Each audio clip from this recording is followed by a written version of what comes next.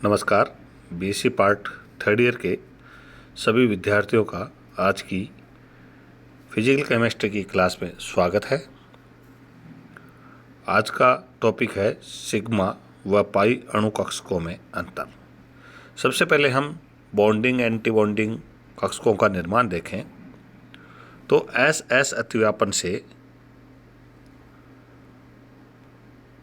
निम्न प्रकार sigma bonding और सिग्मा एंटी बॉन्डिंग कक्षकों का निर्माण होता है। इसी प्रकार sp कक्षक के अतिव्यापन से सिग्मा बॉन्ड और sigma star anti bonding molecular orbital का निर्माण होता है।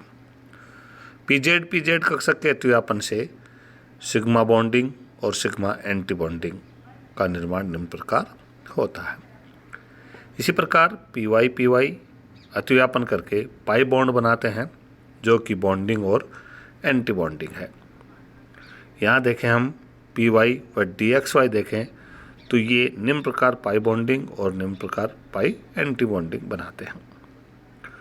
यहाँ अंतर देखें तो सबसे पहला अंतर यह है कि सिग्मा आणविक कक्षकों के मध्य जो जोड़ने वाली अक्ष है उस पे ही ये स्थित होते हैं, जबकि पाई अणु कक्षक नाभिकों को जोड़ने वाली अक्ष के लंबवत स्थित होते हैं। दूसरा अंतर देखें, सिग्मा अणु कक्षकों के लिए अंतर्नाभिकीय अक्ष पर साई व साई स्क्वायर का मान उच्चतम होता है, जबकि पाई अणु कक्षकों के लिए नाभिकीय अक्ष पर साई स्क्वायर का मान 0 होता है। थर्ड अंतर देखें तो सिग्मा तथा पाई अणु कक्षक की सममिति एक दूसरे के विपरीत है। सिग्मा बंदी अणु कक्षक सममित होता है, जबकि सिग्मा विपरीत बंदी अणु कक्षक असममित होता है, जिसको हम सिग्मा यू से दर्शाते हैं। इसके विपरीत पाई जो बंदी आणविक कक्षक है वो यू होता है और पाई स्टार जो अणु कक्षक है विपरीत बंदी आणविक कक्षक है वो गिरैड होता है, सममित होता है।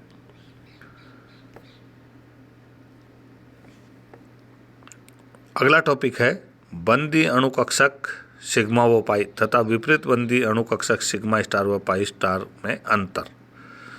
तो सिग्मा व पाई बॉन्डिंग मॉलिक्यूलर ऑर्बिटल्स है के संयोग या आकर्षण को दर्शाते हैं, जबकि विपरीत बंदी आणविक कक्षक जो है वो प्रतिकर्षण को दर्शाते हैं।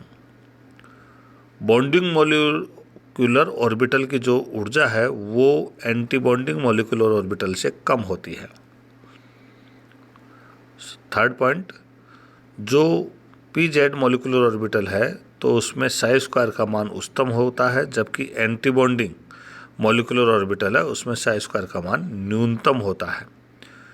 बॉन्डिंग मॉलिक्यूलर ऑर्बिटल स्थायी होते हैं, जबकि एंटी बॉन्डिंग मॉलिक्यूलर ऑर्बिटल अस्थायी होते हैं। हाइब्रिड ऑर्बिटल लें तो हाइब्रिड ऑर्बिटल जैसे sp, sp2, sp3। सबसे पहले हम sp3 लें तो sp3 संकरण में एक s कक्षक है जो और 3 p कक्षक परस्पर मिलकर 4 समान ऊर्जा व समान आकृति वाले कक्षक बनाते हैं। ये चारों आणविक कक्षक मिलकर sp3 संकृत कक्षक बनाते हैं। sp3 में चारों संयुक्ताएं समान होती है, जैसे CH4 में देखें तो इनका बंध कोण का मान 109 डिग्री 28 मिनट होता है। अतः कार्बन के सभी चारों इलेक्ट्रॉनों को परमाणुक कक्षकों के तरंग फलन psi2s, psi2px, psi2py व psi2pz द्वारा प्रदर्शित करते हैं और इन चारों के रेखीय संयोग से बने 4 अणु कक्षक जो चतुष्फलक में वितरित हो इनका तरंगफलन psi sp3 होता है, जिसकी वैल्यू होती है psi sp3 बराबर ai psi s plus bi psi x plus ci psi y plus di psi z, जहाँ i का मान 1, 2, 3 है और a b c d ये मिक्सिंग कोफिशिएंट है। चारों sp3 कक्षकों के लिए तरंगफलन अलग अलग होगा, जिसमें हम sp31, sp32, sp33, sp34 यहाँ हम i का मान क्रम से 1, 2, 3 रख देंगे। सब में पहले 1, फिर 2, फिर 3 और फिर 4। इस प्रकार हम देखें तो S2S व 2p कक्षक परस्पर मिलकर sp3 संकृत कक्षक बनाते हैं, तो इनकी लूप काफ़ी बड़ी होती है, अतः व्यापक अधिक हो जाता है, अतिव्यापन बहुत ज़्यादा और बंध मजबूत बनेगा। sp2 संकरण में देखें तो एक S तथा 2p कक्षक का रेखीय संयोग होता है, तो इसके तरंग फलन को हम साई sp2 से दर्शाते हैं, जिसका मान निम्न होता है साई sp2 बराबर ai Sai s plus bi Sai px plus ci Sai py, जहाँ i बराबर वही 1 2 3 तीन ही है, इसलिए 1 2 3 होगा। ये तीनों कक्षक परस्पर बिल्कुल एक दूसरे के समान है, अतः उनके मध्य का बंध कोण है वो 120 डिग्री का होगा।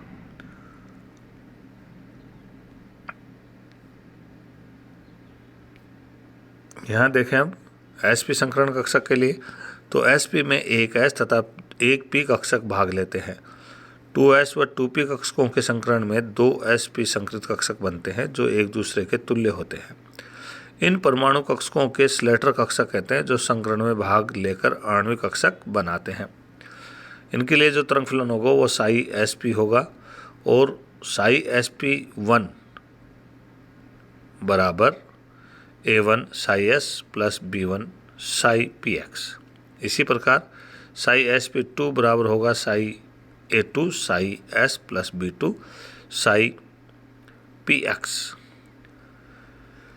Calculation of coefficient of atomic orbital used in the hybrid orbital, जो कोफिशिएंट है a1 a2 a3 a4 या b1 b2 b3 b4, इनका मान क्या होगा, इसका परिकलन करते हैं। तो सबसे पहले यहाँ इनका कैलकुलेशन देखें तो इसमें निम्न 2 शर्तें आवश्यक है। एक तो समस्त संकृत तरंग फलन नॉर्मलाइज्ड होते हैं, दूसरा ये तरंग फलन ऑर्थोगोनल होते हैं, तीसरा ये तरंग फलन एक दूसरे के तुल्य होते हैं। तो सबसे पहले देखें हम sp संकरण में 2 तरंग फलन होते हैं, एक साई 1 एक साई 2, जिन्हें निम्न व्यंजकों द्वारा दर्शाया जाता है, अर्थात साई 1 बराबर a1 Sai s plus b1 Sai px, Sai 2 बराबर a2 Sai s plus b2 Sai px। तो यहाँ पहली शर्त लगाएं a1 square plus b1 square बराबर 1 normalised, a2 square plus b2 square बराबर 1, तो a1 दूसरी शर्त लगाएं नॉर्मलाइजेशन की a1 a2 plus b1 b2 equal to 0। समीकरण 3 और 4 से देखें तो साई 1 और साई 2 के कक्षक का योगदान समान है, अतः ऐसी स्थिति में a1 स्क्वायर बराबर a2 स्क्वायर बराबर हाफ या a1 बराबर a2 बराबर √1/√2।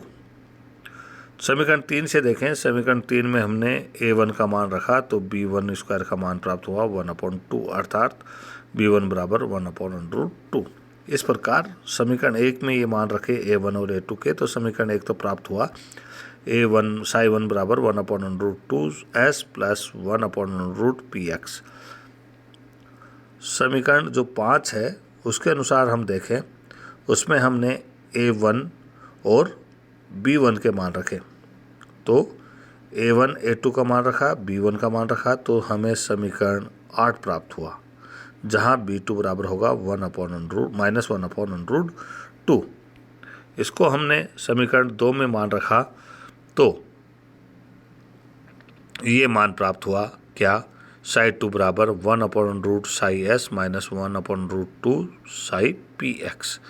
इस प्रकार ये समीकरण से हम a1 और a2 का परिकलन या b1 और b2 का परिकलन कर लेते हैं। नेक्स्ट देखें sp2 संकरण के लिए, तो sp2 संकरण के लिए जो तरंग फंक्शन होगा, वेव फंक्शन होगा, वो होगा साई sp2 बराबर ai Sai s plus bi Sai px plus ci Sai py।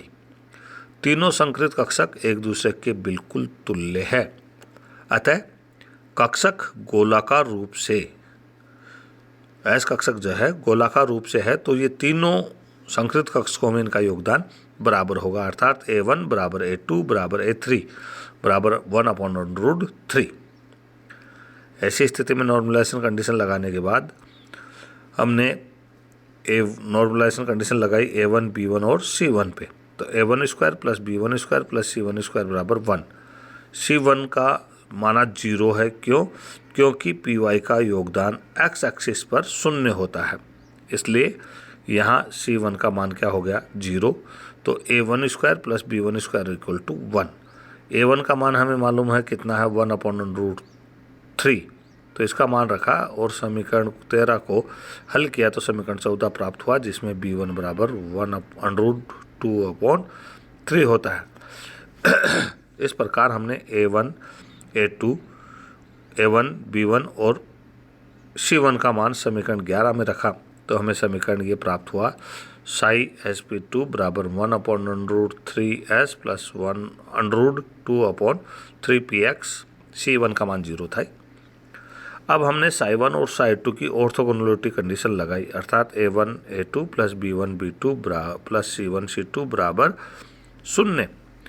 A1, A2 का मान हमें मालूम है, B1 का मान हमें मालूम है, C1 का हमें मालूम है 0 है, इसलिए C1, C2 0 हो जाएगा। और ये मान रखकर हमने कैलकुलेशन किया तो B2 की वैल्यू आई -1/√6। ये B2 की वैल्यू के साथ साथ हमने फिर साई2 पर नॉर्मलाइजेशन कंडीशन लगाई तो A2 square plus B2 square plus C2 square equal to 1। A1 square हमें मालूम है कितना है? 1/3। B2 स्क्वायर समीकरण 16 के अनुसार क्या हो जाएगा? 1/6।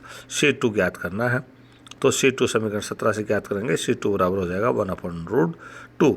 इस प्रकार A2, B2 और C2 का मान समीकरण 11 में रखें तो साई sp2 बराबर 1/√3 Sai s minus 1/√6 Sai px plus 1/√2 Sai py प्राप्त होगा। अब हमने जो समीकरण साई1 और साई3 की है समीकरण 11 के अनुसार, उसमें लंबकोणीयता लगाया, ऑर्थोगोनलिटी लगाई तो A1, A3 plus B1, B3 plus C1, C3 equal to 0। A1 बराबर हमें मालूम, C1 बराबर हमें मालूम है 0 है। A1 का मान हमें मालूम है √2/3 है और A1 का मान हमें मालूम है 1/3 है। ये मान रखकर हमने समीकरण 19 को हल किया तो समीकरण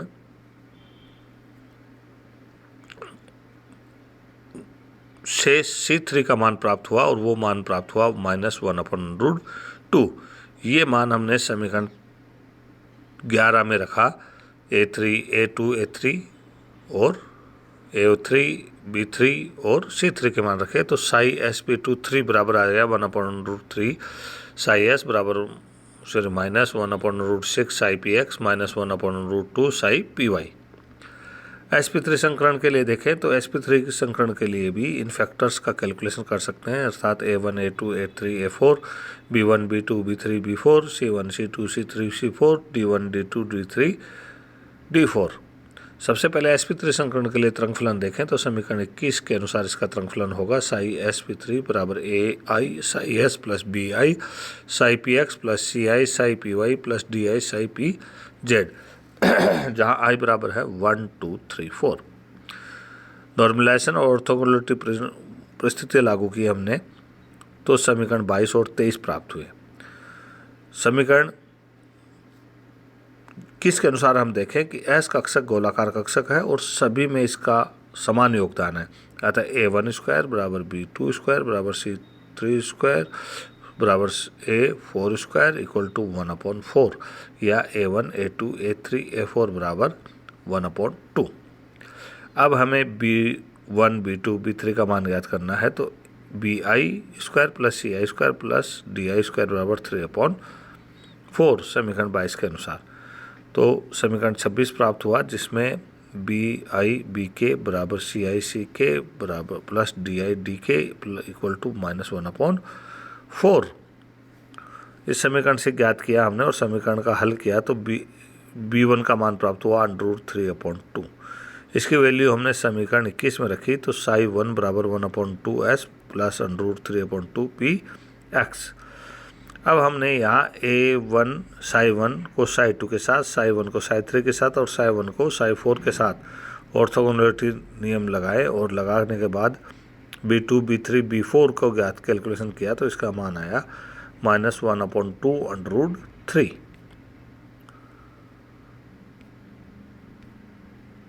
इस प्रकार यहाँ हम आज इतना ही। धन्यवाद। आगे का नेक्स्ट टाइम हम देखेंगे।